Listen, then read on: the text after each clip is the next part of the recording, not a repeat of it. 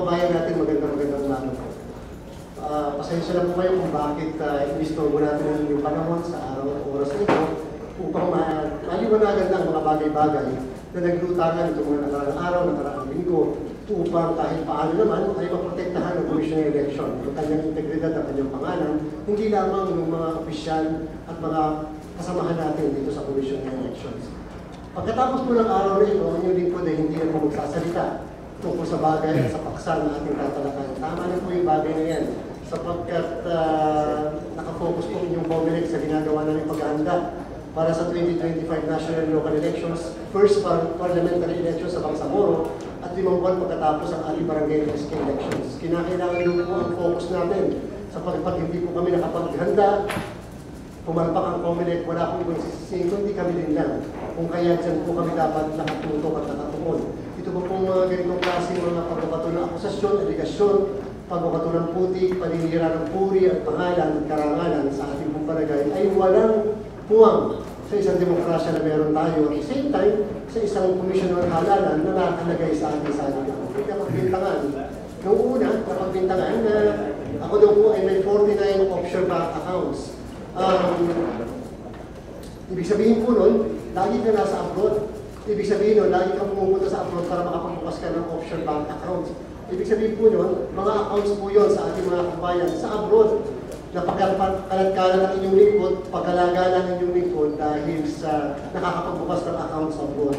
Papakita ko po sa inyo, sa 2 taon na nandito ako sa Commission on Elections, yan lang po ang aking travel sa buhay ko. Wala akong travel sa Europe, walang travel sa Amerika, walang travel sa Latin America, North America, at sa kahit na anong parte sa Europe. Makikita niyo po dyan, 2 lang po ang Asia, Japan at South Korea, kung saan yan lang po ang meron akong visa sa aking buhay. At yung iba po, makikita niyo po dyan, kung hindi Disneyland, Universal Studios ang aking pinupuntahan. Sapagkat makikita niyo yung dates, yun yung mga panahon na tayo ay walang pasok at nagbabakasyon. Lingkod ay may karapatan din na kahit paano, mabigyan ng konting panahon at pagkakataon ng pamilya matapos ang mahabang at madaming trabaho dito sa Commission on Election. So yan po makapakita ko sa inyo, 2 taon, ganyan lang po kakonti ang aking pong na travel. Hindi po ako nakakasama sa mga foreign travel sapagkat napakadaming ginagawa dito sa COMELEC. Minarapat ko na mag-stay na lang dito sa Commission on Election. Noong June 30, ang inyong lingkod ay nakatanggap ng isang white paper mula sa isang miyembro ng Kongreso. Hindi ko po babanggitin kung sino yung miyembro ng Kongreso. I-reserve ko po yan kung sakali magpapatawag ng pagdinig sa Kongreso, sa Senado at sa mababang kapulungan. So bali nakatanggap po kami isang white paper na nagsasabing madaming araw po kung foreign bank accounts. Ito po ay inilako sa Senado at sa House of Representatives. At sinabi ko noong panahon yun, nung makatanggap ako, sure ako merong kakagat na isang miyembro na patungkol dito sa bagay na ito. I-reserve ko rin po yan sa tamang panahon at ano ang pinapangako ng mga naglalako yan. Sa tamang panahon, sasabihin ko, sapagkat yung miyembro mismo ng Kongreso, sinabi sa akin exactly sino ang nagbigay sa kanya at ano ang sinabi lahat sa kanya ng mga naglalako na yan. Ngayon po, base sa aking inaasahan, isang linggo matapos po nung makatanggap ako at sinabi sa akin, paghandaan mo yan, sisirahin ka. Pagkatapos po nun, meron nga po nagpa-press conference at pagkatapos po, ano yung hawak-hawak ko na white paper, ay exactly yun ang binabasa, pati yung account numbers na meron daw po akong 49 offshore bank accounts. At meron pa mga ilang properties doon po sa Hong Kong, Singapore, China, at sa United States na, again, hindi ko pa napupuntahan at tatapakan kahit daliri ng paaking paa, kukuman ng paa ko, hindi ko pa napupuntahan at kahit anong teritoryo ng Amerika o estado sa Amerika. Sa China, hindi pa po nakakapunta, siguro po Hong Kong.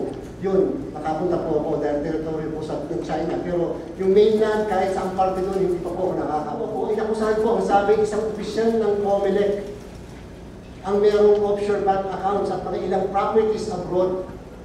Napaka-unfair. Isang opisyal ng COMELEC. Walang binanggit na pangalan, walang binanggit na posisyon. Lahat pwedeng pagbintangan. Talaga naman shotgun ang approach isang opisyal ng Commission on Elections.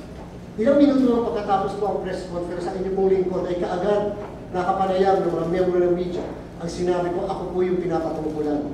Ako po yung opisyal ng COMELEC na sinasabing merong offshore bank accounts. Ang tinanong nila, bakit mo nasabi, Chairman? sapagkat may kopya ako ng binabasa nila.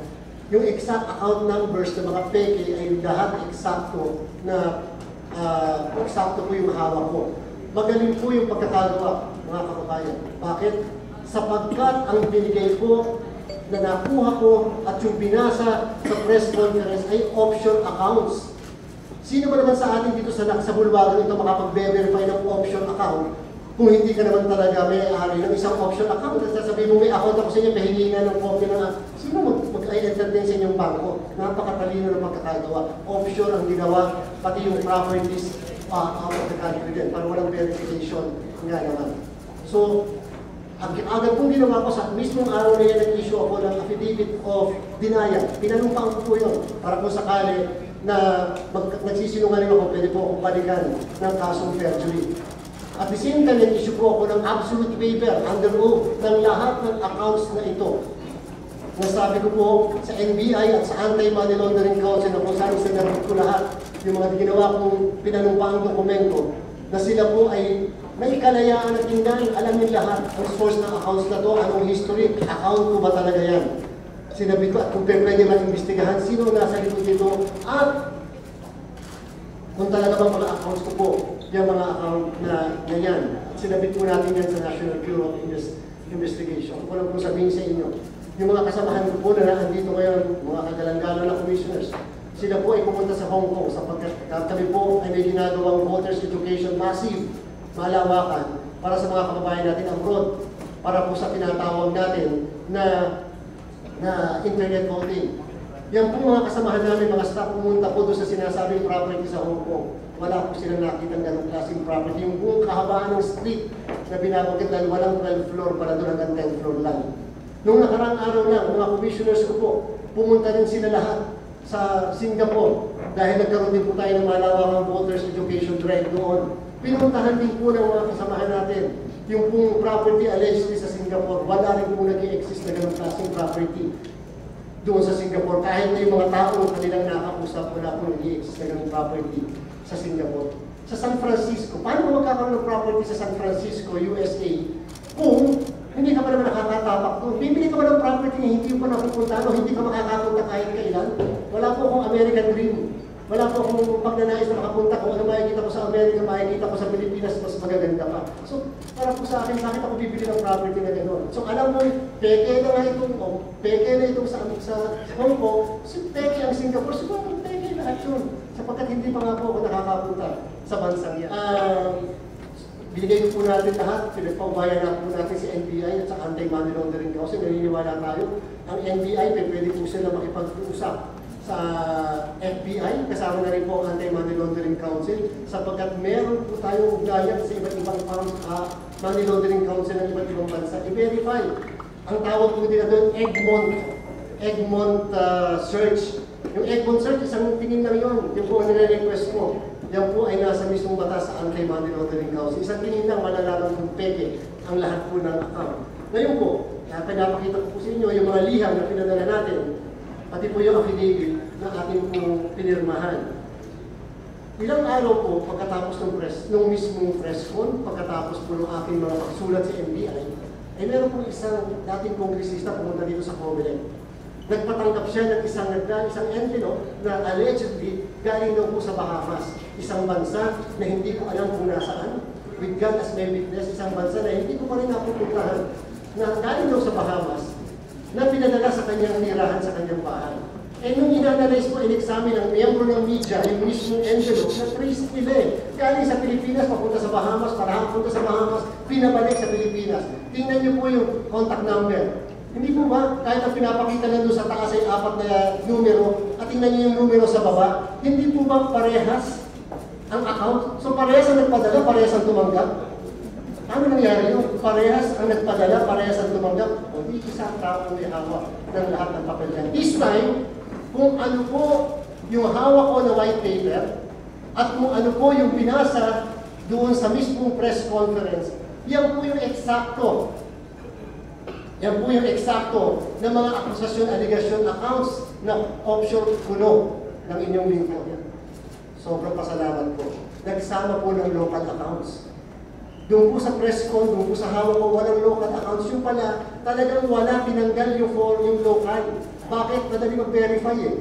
Ito, basta nilang binigay sa akin, yung lahat ng 49 na andyan, pati yung mga properties, foreign na andyan, nagsama ngayon ng foreign accounts. Ng local accounts, 6 na local accounts. Dami-dami naman pong isasama, yung pinakamalapit pa sa amin, dyan sa Land Bank of the Philippines, Intramuros. Napakadaling mag-verify, napakadaling bumaba. Ang ginawa po nila, yung mga bangko na pinili, na sabi ako may accounts, na pinapadalahan ng mga limpak-limpak na salapi, yung malapit sa tinitirhan ko. Nangula ng mga bangko sa malapit sa tinitirhan ko. Kita niyo po halos lahat Makati yun, maliban dito sa Intramuros. Nakakuha po tayo ng certification sa lahat ng mga accounts na yan. At ang ano pong sabi ng 6 na bangko, na yung pong mga accounts na yan ay peke. Walang George Erwin Garcia na may accounts sa kanila at mali at peke ang lahat ng account numbers nila. Matapos po yun, 2 linggo matapos. Meron na namang pangalawang press conference. This time, ang unang akusasyon po, nagsarado daw po ako ng 12 foreign accounts. Nagsarado daw po ako ng 12, nag-close. Paano ka magsasarado kung hindi ka naman nagbubukas? Yung po ang tanong ko, paano nila nalaman nagsasarado? Sige nga, gusto kong tanongin. Pero wala akong binigay na ebidensya, basta sinabi close. Magsasarado ka rin lang naman eh. Bakit hindi 49 yung po ang tanong ko? Bakit 12 lang, may titira pa ako na 27? Hindi ba, magsasarado ka rin lang naman ng accounts? So may titira ka pa. So, yan po, sinabi may sinarot. Ano nila nalaman na banks yan na nagsasarado ng mga accounts? So, yan pa lang po makikita nyo. At this time, wala na masyadong binabanggit sa 49. This time, hindi na binanggit yung foreign properties.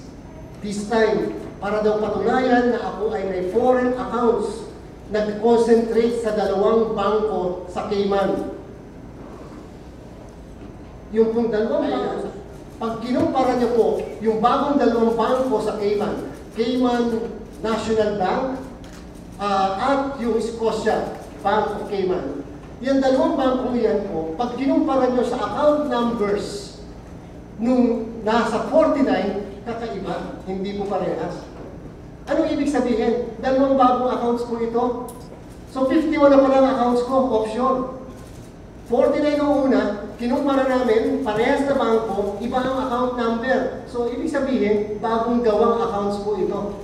At patutunayan ko mamaya sa inyo, bagong gawa ang accounts na yan. Kung hindi bang bagong gawa pag-aari ng ibang tao, yung 2 accounts na yan. So yan po, dyan po nag-concentrate na allegedly, ako daw po ay may-ari niyan. At ang pagpapatunay, pinadalhan ng tigisang $100 yung 2 account na yan. Ngayon lang po ako nakatinig na sa pagpapatunay na may account ka, magpapadala lang. Ni walang certification mula sa bangko, ni walang confirmation mula sa bangko, padadala lang. So pinadalhan po ako daw doon sa 2 accounts na yan na kabubukas lang, wala doon sa 49. Pinadalhan daw po ko ng $100. Tigisa po yan. At, tingnan niyo po, nilagay yung pangalan ko. Nilagay yung address ko. At public na, nagiging public na lang po. Actually, violation niya ng data privacy.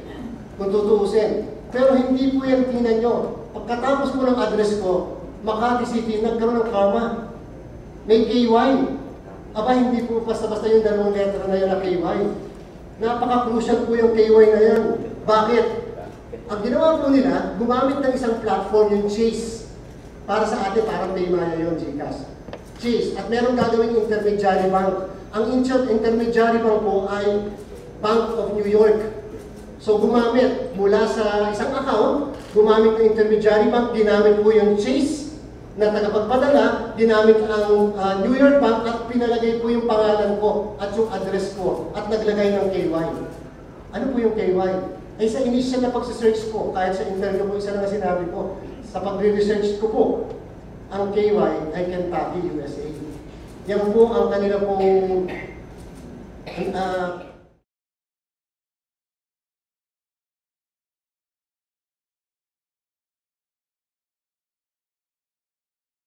pinalabas na ang Makati City ay nasa Kentucky o nasa Cayman Islands. So yun po, maliwanag na maliwanag para lang pumasok sa account. So sinabi ko po nung una pa man, sa initial na investigasyon namin, na lumalabas po na pwede magpadala sa tunay na account number ang isang tao, pero iba ang pangalan. So nung ako po yung lumabas sa telebisyon, sinabi ko po yan, madami tayong mga kababayan. Ang ginawa po nila, nagpadala sa sarili ng account, ang ginamit na pangalan, Batman. Eh pumasok po yung pinadala eh. Kahit kay Batman, kay Superman, kay Wonder Woman, ang pangalan ng account.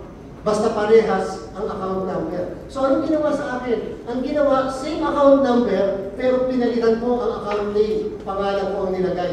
At pagkatapos, naglagay ng KY dahil hindi tatanggapin ng transfer kung hindi maglalagay ng state o yung mismong lugar na doon nakatira yung mismong tao. Kaya may KY po. Very crucial yung KY na yan.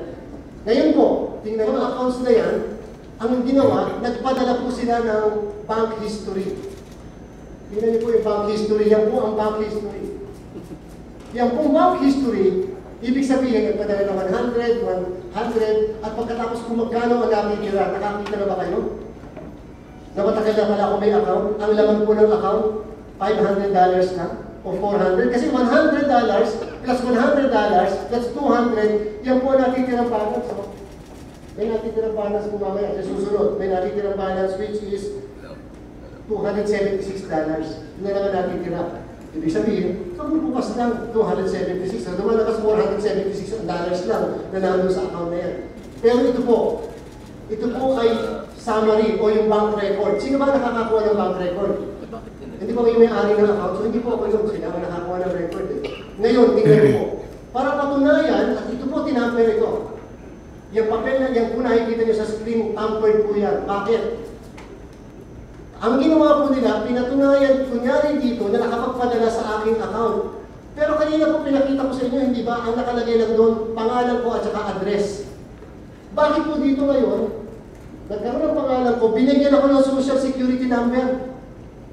Doon po ba, sa pinakita kong dalawang tig 100 kanina, dahil siyempre po yung transmission, yung napapadala, dapat kung talaga may ibang hinihingi na informasyon, maglalagay na informasyon. Wala po pinakita, tinagyan po ako ng